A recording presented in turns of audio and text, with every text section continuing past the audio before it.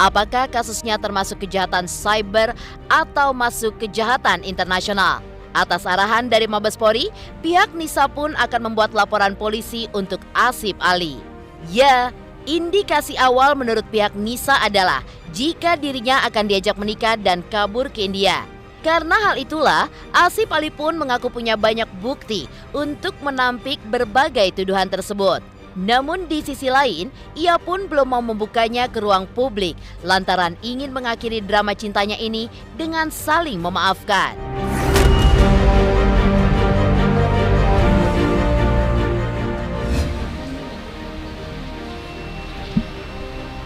Sekarang ini masalah ini bukan hanya persoalan cinta, perasaan, segala macam. Ini ada persoalan hukum di sini, ada indikasi hukum di sini.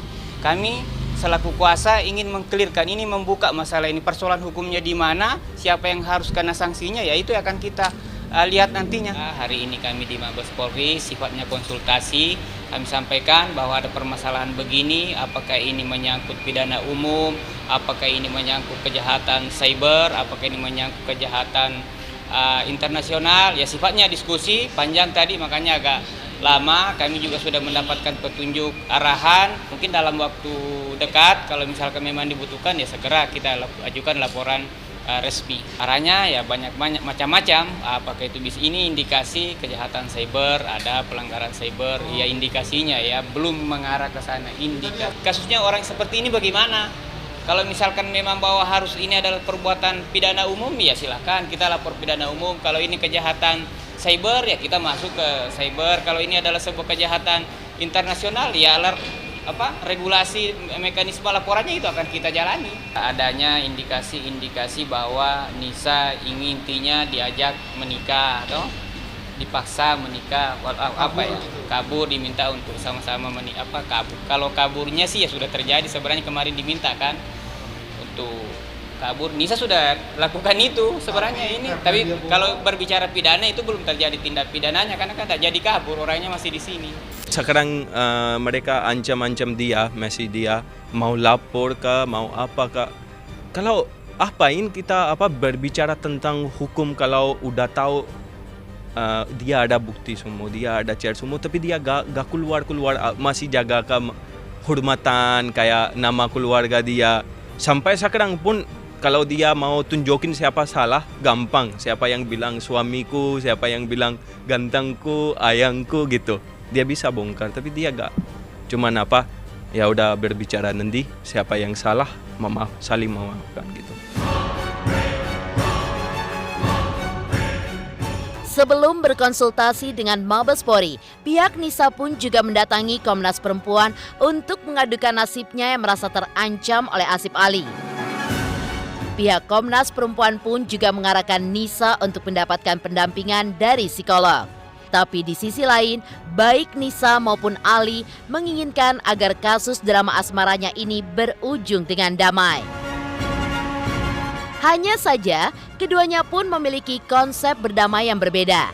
Nisa menginginkan perdamaian dilakukan berdua saja tanpa melibatkan media, tapi berbeda dengan yang diinginkan oleh Asif Ali.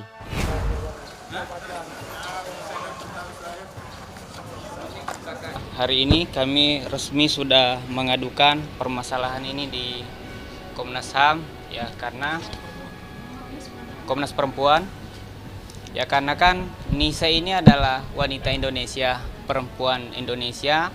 Apa yang dialami selama ini kami sudah melihat bahwa ini butuh perlindungan Komnas Perempuan. Sehingga hari ini kami memutuskan untuk ke Komnas Perempuan. Kalau kepikiran iya, tetapi dari Komnas Perempuan tadi akan merekomendasikan ke lembaga-lembaga yang terkait mengenai pendampingan-pendampingan, baik itu psikologi maupun psikologi sosial. Saya juga baru tahu ada namanya psikologi sosial tadi ya, ada pendampingan lah.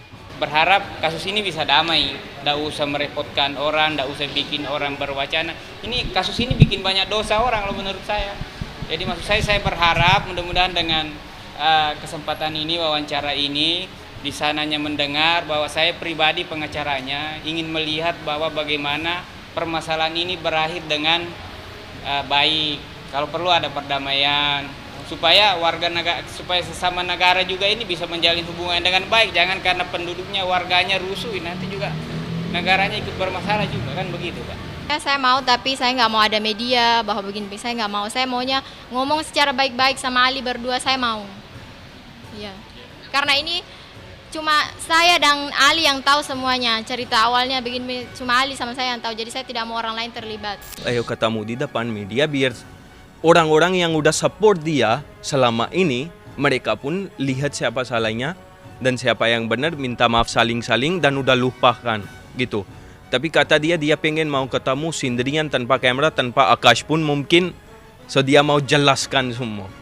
Dia bilang, kalau mau ketemu saya mau tanya, kamu mau nikah gak sama aku? Itu dia gak jawab. Saya pengen mau bertemu, nanti saya jelaskan. So saya bilang ke dia, terserah kamu, kalau kamu mau pergi, terserah.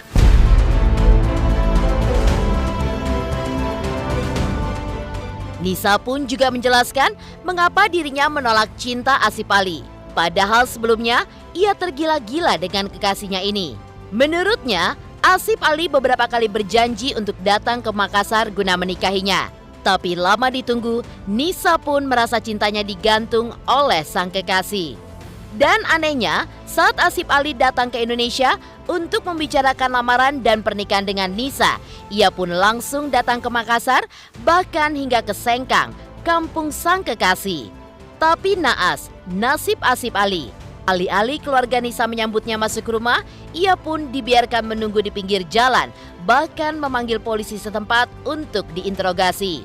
Di balik drama asmara itu, kabarnya Nisa pun sudah menerima perjodohan untuk menikah dengan pria pilihan orang tuanya dan menolak Asif Ali.